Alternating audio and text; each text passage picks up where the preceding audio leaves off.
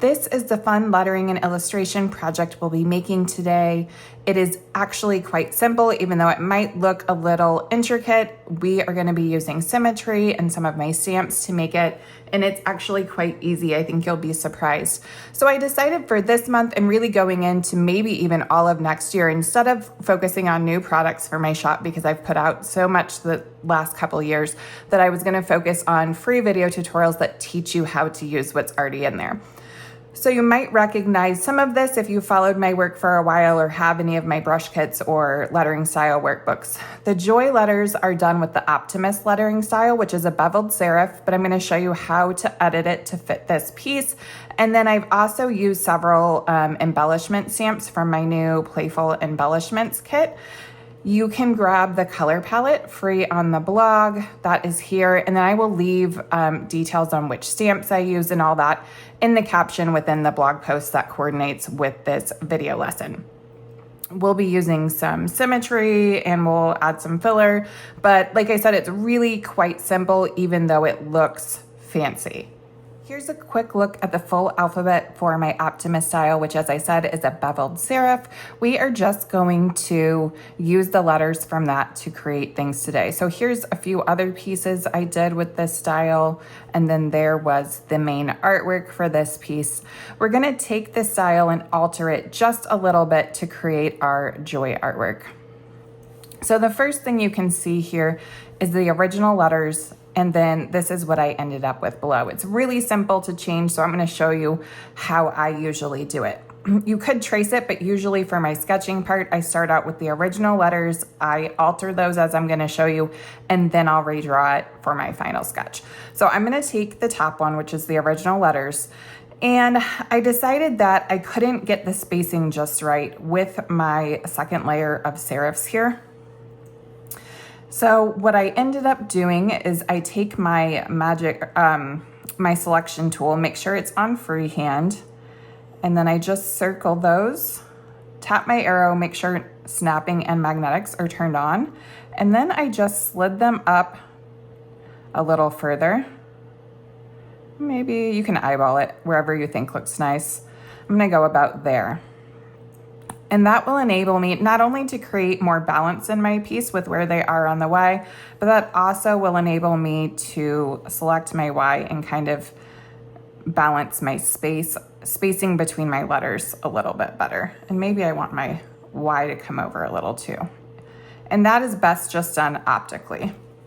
And then all you're gonna do is take an eraser and kind of get rid of any overlap. I'm gonna grab black here just so I can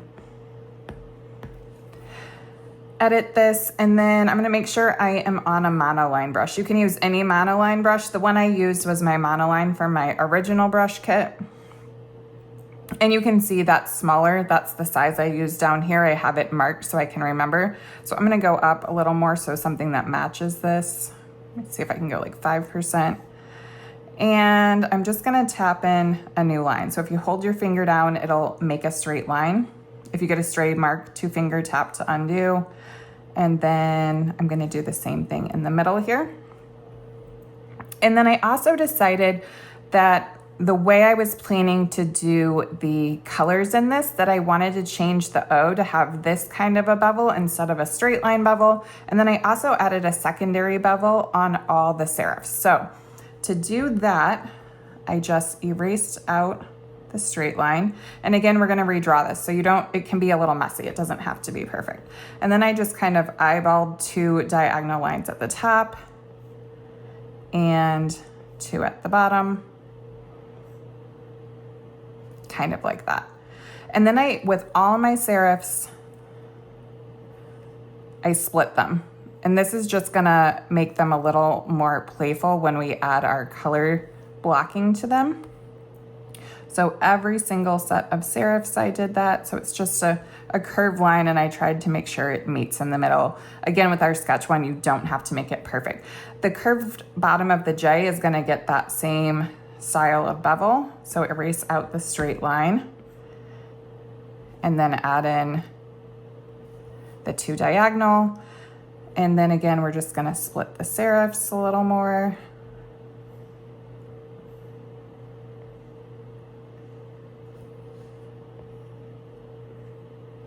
So just like that.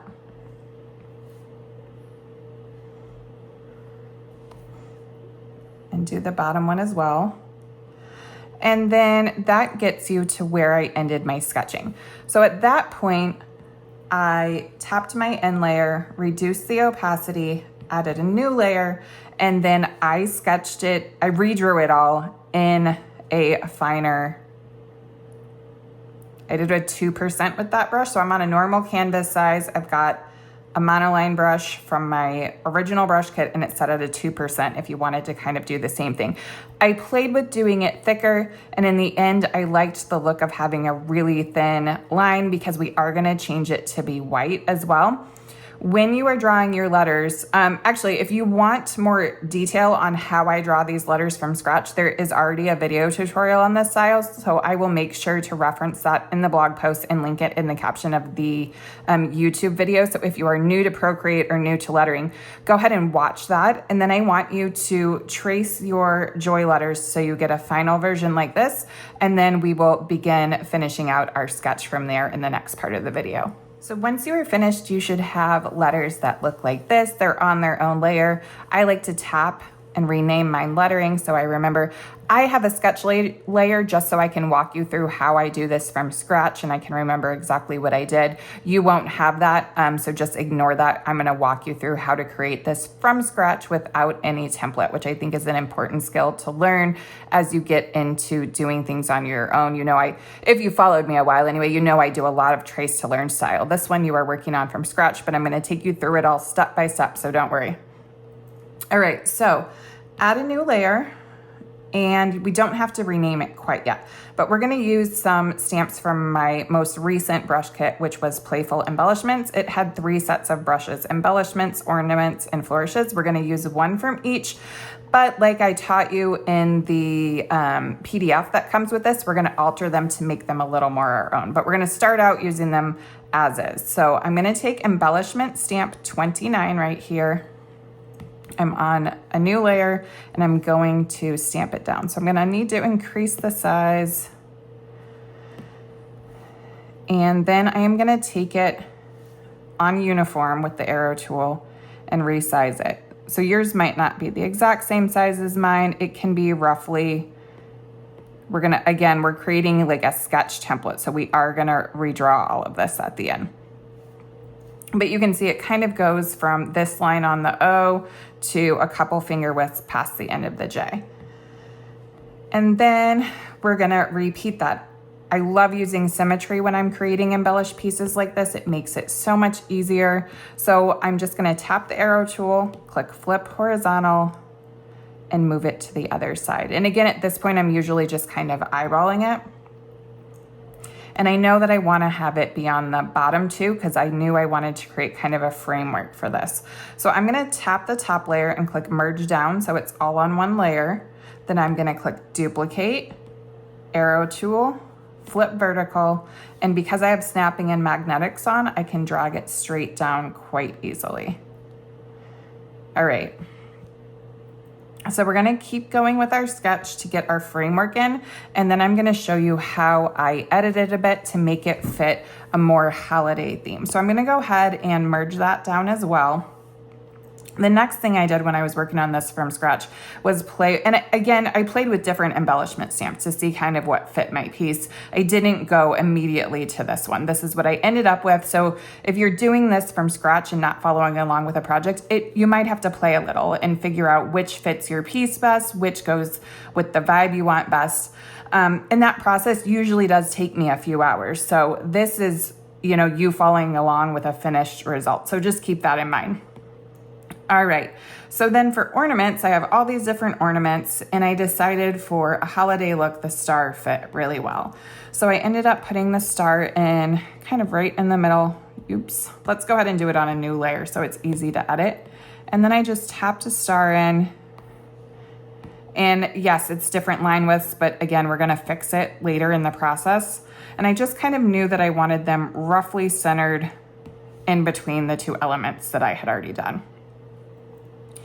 All right, let's do one more new layer. And then I went to flourishes. And again, I had to play with these quite a bit. I probably tried 5 flourishes and kind of moved them around my page until I discovered one that I was happy with for creating the framework of this piece. But I ended up going with flourish 17 here. So just stamp it down on your page. Don't worry too much about where it goes. I knew that I kind of wanted it to be vertical. So you can either use the arrow tool. If you have snapping and magnetics on, that's quite easy to make it vertical. And then I put it here and I thought, well, that fits fairly well, but it just, like, I liked how this looked with the style of this. But I needed it to fit the space well. So what I ended up doing is clicking duplicate, arrow tool, flip vertical, and then pulling it down like that. So I get kind of a fun extra flourish. And then I merge that down. And then again, we're gonna duplicate, arrow tool, flip horizontal, and slide it into place on the other side. And again, I just eyeballed everything. I didn't do anything too mathematically at this point. But this is where I ended up. And then if you've seen a lot of my embellish work, I love to add in extra little details that make it fun. So what I ended up doing is going ahead and merging all those layers together. So I just pinched those together with my fingers. And then I just started playing with adding these extra elements in. I'm gonna turn the color up for a second so you can see. So all these little curly cues and lines and dots and squiggles, I do not go in with a plan. I just start drawing. And there's a lot of 2-finger tapping to undo that. It's really just simple little arcs, a couple dots, and some curly cues. So sometimes it's easiest to kind of start with the curly cues and then fill in the lines. The more you do it, the more you will get to a point where it comes a little more naturally to you and it looks good. The first few times it might look a little wonky. That's okay. Just play with it and get it to a point where you're happy with it. Like I said, it takes me a couple hours to kind of get that part in, but I just sketch and have fun with it. I do not go in with a plan. So what we need to do now is alter our framework a little bit to be more festive. So what I ended up doing then is I knew that I wanted to take these leaves out and put holly leaves in. So I erased all the leaves.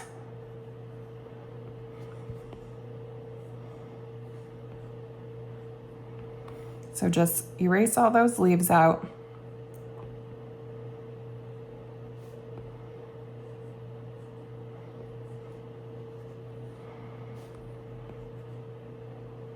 And then I also knew that I wanted my berries to be bigger. So I'm just gonna erase all the berries out as well. And again, this took some playing and erasing and trying things. Originally I had like stars and hollies over here and I didn't love it. So I ended up going with the framework instead and liked that a lot better.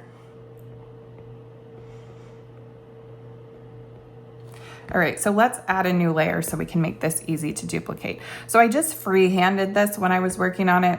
I'm gonna go back to a monoline brush, and I knew that I wanted my holly to kind of curve at an angle. So I just kind of drew a shape like that. And then same thing at the bottom here. And then if you draw a circle and hold your finger down, it'll make it a perfect circle.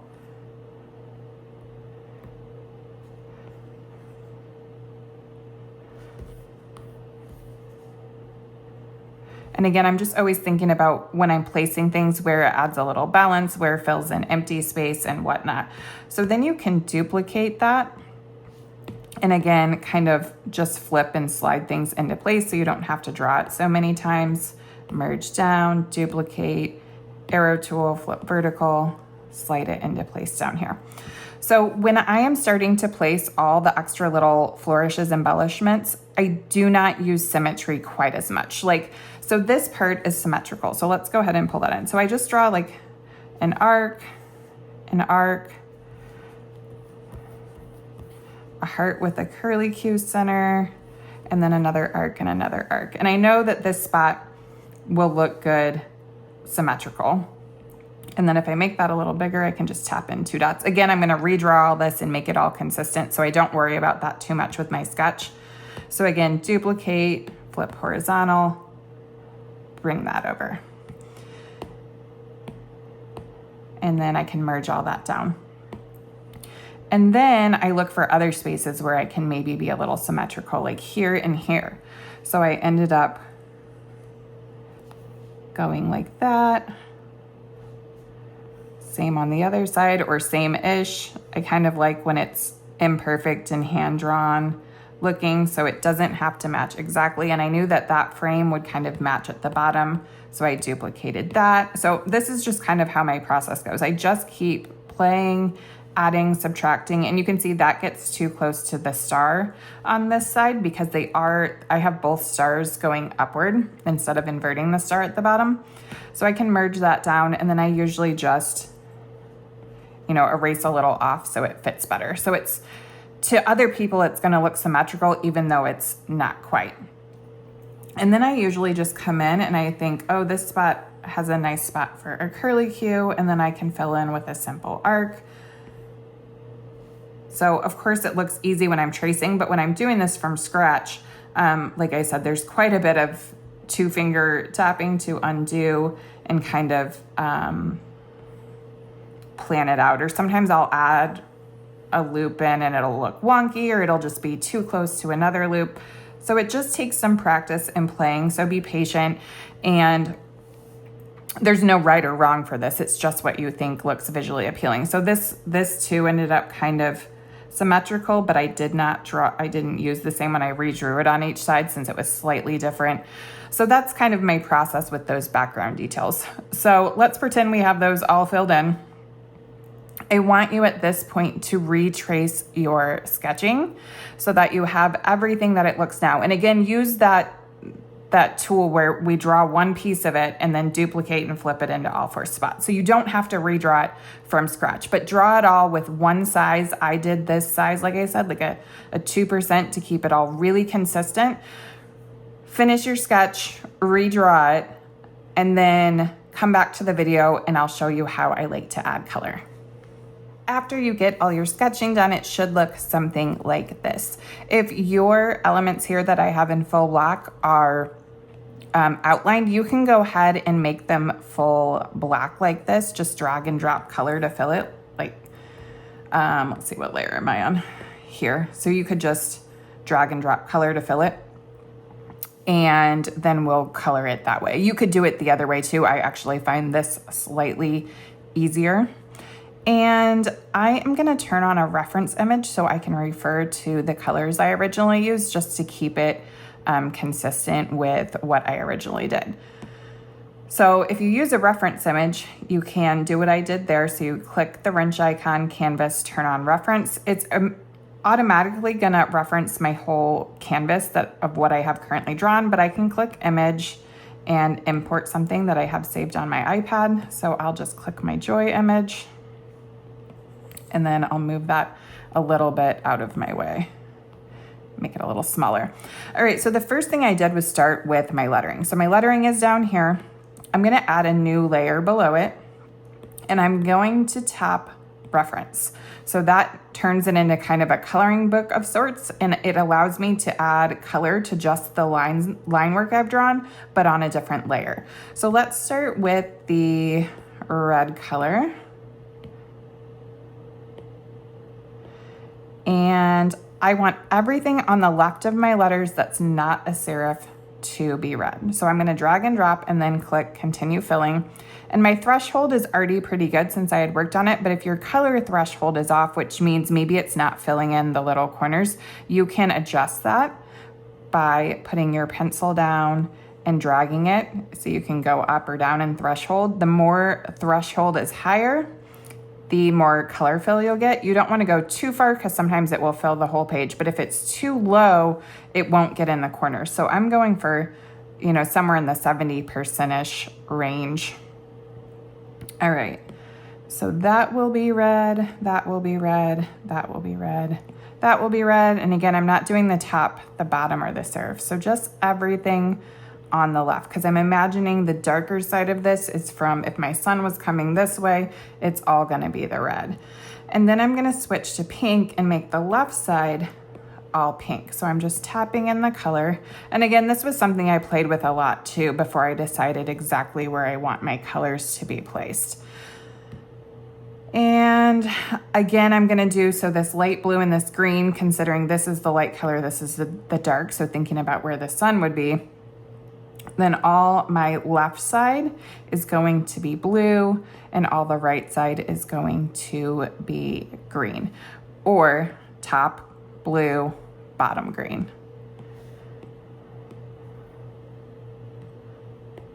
And again, that's just how I chose to arrange it. That doesn't mean you would necessarily have to do it that way. And since I don't plan on adding textures to this piece because it's already pretty ornate, I don't have to worry about each of these colors being on a separate layer. If I wanted them to have a lot of texture, then I would have done each color on a separate layer. So red on one layer, green on another. You've probably seen me do that in past videos. I've done a lot of that recently. All right, so now we can turn off our reference. And I also knew that I wanted my lettering to be white instead of, so the line work, I wanted it to be white instead of black. So all you have to do for that is tap this ribbon looking icon. Oh, nope, I'm sorry. We're doing something different. You want to tap your magic wand icon and then click hue, saturation, and brightness, and just bring the brightness all the way up, because this is for winter holidays. I want it to be light and bright and I don't want a lot of black. I also decided in the end I wanted it to look even a bit thinner, so I took my opacity down a bit to like 70-ish%. All right, and I like to keep my layers named and organized, so I'm just gonna change that to colored letters. Anything that helps you remember what's on that layer. And then all my embellishments, I wanted to be this dark blue. Again, I played with that. I changed some colors and just ended up coming back to really liking them dark blue and just letting the main part of the framework pop with color. So an easy way to play with that is, so say we want to change our embellishments to a different color. I add a new layer above it, and then I click clipping mask, and then I can just drag and drop color and kind of see how it looks. So you can see that everything on that layer changed to blue. If I wanted to see how it looked like green, I can change green, and that's cute too. But ultimately I decided on this dark wintry blue. And once I'm happy with it, then I just merge it down. So I'm actually gonna do the same thing with the frame. So if I drag and drop first, you can see it fills. But then if I click clipping mask, it confines it to the line work below it. So I'm gonna go ahead and then merge that down, so that's the color I want. And then what I do is now you could make another clipping mask to color on it. Some people prefer to do that, but if I know that I'm gonna change the color and stick with it, I just like to tap it and click alpha lock, and that means I can only color on the line work. It won't let me go outside of it.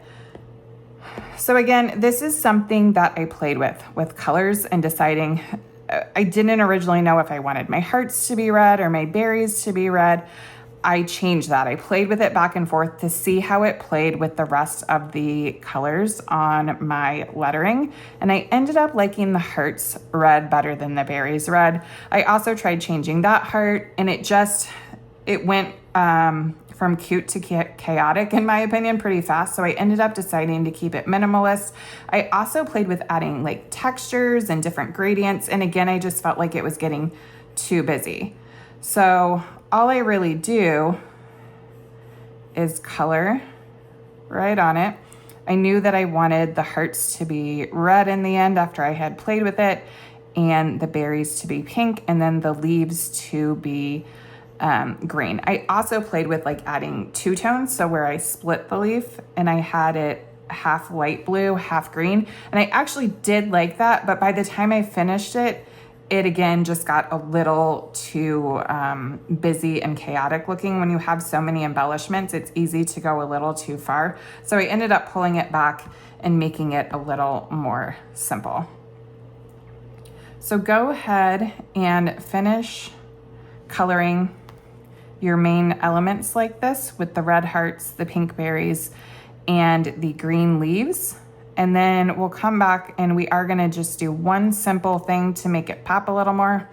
And also do our stars, and more or less we'll be done with this one. So after playing with all the textures and gradients, I ended up just deciding a simple highlight looks best. I played with adding lines on the leaves, and again, I just felt like it got too busy. So all I did was take white and a super fine monoline brush and just add a few highlights. So that's just a little arc. Sometimes I'll add a little dot. And I did not use symmetry or any repeating tools to do this. I just kind of went and draw them all in by hand. And again, I'm picturing my sun coming from this angle, so thinking about where the highlight would hit the berries and the hearts. All right, so I did something just slightly different. Actually, let's rename that highlights because you can't see what's on that layer at all. For the stars, we're gonna use the same concept we did for the letters, but just tweak it slightly different and use 2 layers. So I'm gonna tap that layer and click Alpha Lock, and then I make sure to go to the layer below it. I'm gonna tap the light blue. And for this one, again, we're gonna think about where the sun is. So I am gonna fill, whoop. I turned on Alpha Lock instead of reference, that's why. Reference, all right, now go back to my layer. Okay, so the sun's coming this way. So this would be bright, that would probably be dark, that would be bright, that would be dark, that would be bright, dark, bright. Okay. And then I'm gonna take another layer. So add a new layer below that, and I'm actually gonna fill the exact same color. And to easily make it darker, I'm just gonna tap the magic wand, hue, saturation, brightness, and just make it slightly darker so that that contrast pops a little bit. And then you can actually merge those 2 layers together, duplicate, and drag it down. Or you could have colored them separately. It doesn't really matter either way. And again, because we did white outlines here, we want these to be white as well. We can turn reference off and merge our colors together. So on the stars outline layer, I am just gonna click the magic wand icon again, hue, saturation, brightness, and bring the brightness all the way up. And then I am going to, again, reduce the opacity just to, let's do like 50% on this one. And that just makes the lines a little more subtle. And so now you're finished with your design, and I think this would make a super cute Christmas card. In fact, I just got something in the mail from Shutterfly about printing your own Christmas cards.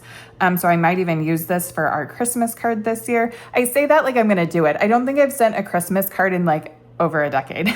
I always have good intentions. It just never seems to happen. Anyhow, maybe this will be my year and I will print this and send it out. But to export it, if you just wanted to export it as a transparent background PNG file, you would turn the background off and then click share, and then you could export the PNG. You can export it as a Procreate file, a Photoshop if you were gonna go maybe mock it up as a card and see what it looked like. Or you can export it, you can change the background color. I did play with some background colors, like a really light blue, a really light pink, and then a really light kind of peachy yellow, and they were all fine, but I ended up liking it best on white, or slightly off-white sometimes looks nice. So even if it's a bluish, just barely not quite white, that looks really nice too. I might have an example here. Yeah, so on this one, I played with a few different colors. So that's with like a creamy kind of white, maybe just a hint of yellow. That's with pink. And again, you can always tap the N and kind of play with the level of opacity. And then that was with a blue, and then that's a little dark, so you can always make it lighter and kind of play with what background color you think looks best. But that is it for this project. So that combines a few different tips and techniques for you. There's no template for this project because I really wanted you to be able to create something from scratch, but go through the whole process I go through when I'm starting from scratch. And you know, I create all these brush sets, but I actually do use them myself. They make my workflow so much faster. And that's how I started creating some of the stamp sets, is I would create these for myself. And then figure why not share them with you. So any of my stamp brush sets, that's kind of how they originated. So go check out my shop. If you already have a lot of my brush sets or workbooks, this will be a great year for you. You won't really have to buy anything. You're just gonna learn a lot of new tips and tricks. If you recreate this, I would love to see it. Tag me on social media. I can't talk. Mainly on Instagram these days at by.nicole. I do have Facebook as well, but again, mostly I exist just on Instagram.